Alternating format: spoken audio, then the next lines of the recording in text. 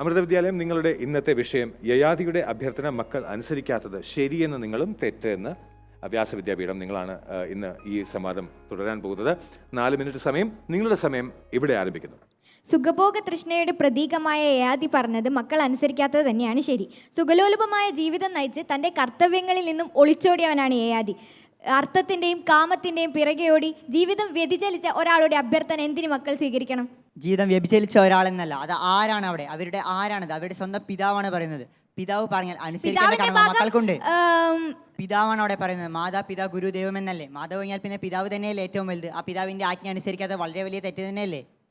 പിതൃസ്നേഹത്തെ പറ്റി ശാസ്ത്രം പറയുന്നുണ്ട്. എന്നാൽ ഇതേ ശാസ്ത്രം തന്നെയാണ് പറയുന്നത് അന്യായമായ കാര്യങ്ങൾ അച്ഛൻ വന്ന് പറഞ്ഞാൽ പോലും അനുസരിക്കരുതെന്ന്. അങ്ങനെയാണെങ്കിൽ ഇവിടെ പൂരു അനുസരിക്കുന്നുണ്ടല്ലോ, മറ്റു 4 മക്കളാണ് രാജ്യം ആഗ്രഹിച്ചിട്ടാവാം. യയാതി പറയുന്നുണ്ട്, ആരെന്റെ ജര സ്വീകരിക്കുന്നു അദ്ദേഹത്തിന് അവർക്ക് എന്തായാലും എന്റെ രാജ്യം ഭരിക്കാൻ അവസരം കൊടുക്കുന്നു. അപ്പൊ അത് രാജ്യം ആഗ്രഹിച്ചിട്ടാവും പൂരു. രാജ്യം ആഗ്രഹിച്ചിട്ടല്ല. മക്കൾ എന്നുള്ളത് തന്നെ നമ്മുടെ ഭാരതീയ സംസ്കാര പ്രകാരം 3 തരമാണുള്ളത്: ഉത്തമൻ, മധ്യമൻ, അധമൻ. ഇവിടെ പൂരുവിന്റെ 4 മക്കളും അധമന്മാരാവാനുള്ള യോഗ്യത പോലുമില്ല. അധമന്മാരെന്ന യോഗ്യത പോലുമില്ല. യയാതിയുടെ 4 മക്കൾ അവർക്ക് അധമന്മാരാവാനുള്ള യോഗ്യത പോലുമില്ല. അച്ഛന്റെ ഭാഗം അന്യായത്തിൻ്റെതായിരുന്നു. അതുകൊണ്ട് ഒരച്ഛൻ ഒരിക്കലെങ്കിലും ചോദിക്കേണ്ട ചോദ്യമാണോ മകനോട് സ്വന്തം യൗവനം തരാൻ? അച്ഛൻ എന്ത് ചോദിച്ചു എന്നുള്ളതല്ല അവിടെ ചോദിക്കുന്നത്. സ്വന്തം പിതാവല്ലേ? സ്വന്തം പിതാവ് ചോദിച്ചാൽ അത് കൊടുക്കേണ്ട, ചെയ്തില്ലെങ്കിൽ അത് അധർമ്മമല്ലേ? പിതാവ് ചെയ്ത കർമ്മത്തിന്റെ പേരിലല്ലേ പിതാവിന് ശാപം കിട്ടിയത്? പിതാവിന്റെ കർത്തവ്യദോഷം കൊണ്ടാണ് അത് കിട്ടിയത്. അവിടെ പിതാവിന്റെ കർത്തവ്യദോഷം എന്ന് പറയുന്നത് ക്ഷത്രിയർക്ക് എത്ര വിവാഹം വേണമെങ്കിലും കഴിക്കാമല്ലോ. വാക്ക് ദേവയാനിയുടെ അച്ഛൻ വാക്ക് ഒരു കാര്യം പറയുന്നുണ്ടായിരുന്നു. എന്താണ്? ദേവയാനിയുടെ കൂടെ ശർമ്മിഷ്ഠ വരുന്നുണ്ട്. ശർമ്മിഷ്ഠയുമായിട്ട് ബന്ധം പുലർത്താൻ പാടില്ല എന്ന് പറയുന്നുണ്ട്. പാടില്ല എന്ന് അവിടെ പറയുന്നില്ല. വാക്ക് കൊടുത്തല്ലേ? എന്തുകൊണ്ടാ വാക്ക് തെറ്റിച്ചത്? വാക്ക് അവിടെ കൊടുത്തിട്ടില്ല. അവിടെ മൂത്തവര് പറഞ്ഞ അനുസരിക്കണം എന്നറിയില്ല. മൂത്തവര് പറഞ്ഞ അനുസരിക്കണല്ലോ.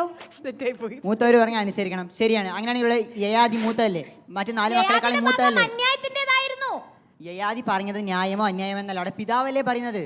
പിതാവിന്റെ കർമ്മത്തിന്റെ ഫലമാണ് അത് ശാപം കിട്ടിയത്. ഞാൻ ഇടപെടുന്നു. ആ വിഷയം നമ്മൾ പറഞ്ഞു കഴിഞ്ഞു. അടുത്ത പോയിന്റിലേക്ക് കിടക്കാം. കാരണം പിതാവ് പറഞ്ഞാൽ അനുസരിക്കണം എന്നുള്ള പോയിന്റ് പറഞ്ഞു കഴിഞ്ഞു. തീർച്ചയായിട്ടും അടുത്ത പോയിന്റിലേക്ക് കിടക്കാം. യയാതിക്ക് സ്വന്തം അനുഭവിച്ചു തീർത്താ പോരായിരുന്നു ആ ശാപം? ആ ശാപം അനുഭവിക്കേണ്ടത് തനിക്ക് രാജ്യഭാരം ബാക്കിയുണ്ടെന്ന് യയാതിക്ക് അറിയാവുന്നതുകൊണ്ടല്ലേ സ്വന്തം മക്കളോട് യയാതി അങ്ങനെ ആവശ്യപ്പെട്ടത്? തനിക്ക് വിഷയസുഖങ്ങൾ അനുഭവിക്കാൻ പറ്റുന്നില്ലല്ലോ എന്ന് വിചാരിച്ചിട്ടാണ് ദുഃഖിതനായത്. എന്നിട്ടും ശരിക്കും പ്രായമായതല്ലോ, ശാപം കിട്ടിയിട്ടല്ലേ ആയത്. അപ്പോൾ സ്വന്തം രാജ്യഭാരം കഴിഞ്ഞിരുന്നില്ല. ഭാര്യമാരുടെ കൂടെ വിഷയസുഖം അനുഭവിച്ചു. 5 മക്കളും ഉണ്ടായി.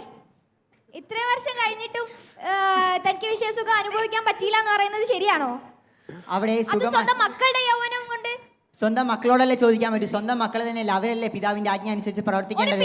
ഇവിടെ പൂരുവിന്റെ മക്കള് സുഖമായി ജീവിക്കുന്നതാണ് കാണേണ്ടത്. സ്വന്തം മക്കൾക്ക് സുഖമായി ജീവിക്കാൻ അവസരം കൊടുക്കുന്നുണ്ട്. പൂരു യയാതി ഒരാളോട് മാത്രമാണ് ആവശ്യപ്പെടുന്നത്. ഇവിടെ ആദ്യത്തെ 4 മക്കളും അനുസരിക്കുന്നില്ല.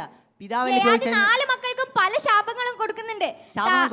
ദ്രുഹ്യുവിനോട് പറയുന്നുണ്ട് തന്റെ കാമം നടക്കാതെ പോട്ടേന്ന്. ഇതേ ശാപം തന്നെയല്ലേ യയാതിക്ക് കിട്ടിയത്? അതായത് യയാതിയുടെ അഭ്യർത്ഥന മക്കൾ സ്വീകരിക്കാത്തതുകൊണ്ട് സ്വന്തം മക്കളായിട്ട് കൂടി സ്വീകരിച്ചില്ല എന്ന് പറഞ്ഞിട്ടാണ് ശപിക്കുന്നത്. അച്ഛൻ പറയുന്നത് മക്കൾ സ്വീകരിക്കണം. നിങ്ങൾ തന്നെ പറഞ്ഞു മൂത്തവര് പറഞ്ഞ അനുസരിക്കണമെന്ന്. യയാതി മൂത്തതാണ്, അവർ പറയുന്നത് എന്തന്യായം? ശാപമോക്ഷം ചോദിക്കുമ്പോൾ പറയുന്നുണ്ട് ഇത് പുത്രന്മാർക്ക് അത് ഈ വാർദ്ധക്യം കൊടുക്കാമെന്ന് പറയുന്നുണ്ട്. അതുകൊണ്ടാണ് പുത്രന്മാർക്ക് കൊടുത്തത്. പുത്രന്മാരോട് അല്ലാണ്ട് ശുക്രാചാര്യർ പറഞ്ഞ എന്തുകൊണ്ട് കേട്ടില്ല? യയാതി എന്തുകൊണ്ട് കേട്ടില്ല? അതിനാൽ ലഭിച്ച ശാപത്താലാണല്ലോ ഇങ്ങനെ വയസ്സായത്. അതുകൊണ്ടല്ലേ സ്വന്തം മക്കളോട് ചോദിച്ചു. അപ്പോൾ അവരും കേൾക്കുന്നില്ലല്ലോ. സ്വന്തം അനുഭവിക്കാൻ വേണ്ട, അത് മറ്റുള്ളവരുടെ തലയിൽ കെട്ടിവെക്കല്ല വേണ്ടത്. ശാപമോക്ഷം അവിടെ തന്നെ ശുക്രാചാര്യ തന്നെ കൊടുത്തിട്ടുണ്ട്. വേണമെങ്കിൽ സ്വന്തം മക്കൾക്ക് കൊടുക്കാമെന്ന് ശുക്രാചാര്യ തന്നെ അവിടെ പറയുന്നത്. അതുകൊണ്ട് പരിഹാരം തന്നെയാണ് ഇവിടെ പരിഹാരം തന്നെയാണ് ചെയ്യുന്നത്. പൂരുവിനെ അല്ല, അവിടെ പരിഹാരം പറയുന്നുണ്ടല്ലോ. പരിഹാരമുള്ളപ്പോൾ പരിഹാരം ചെയ്യുന്നതിൽ ഏറ്റവും നല്ലത്. എന്തിനാണ് അനുഭവിച്ച് തീർക്കുന്നത്? അവിടെ അവസരമുണ്ട്. അവസരമുണ്ട്.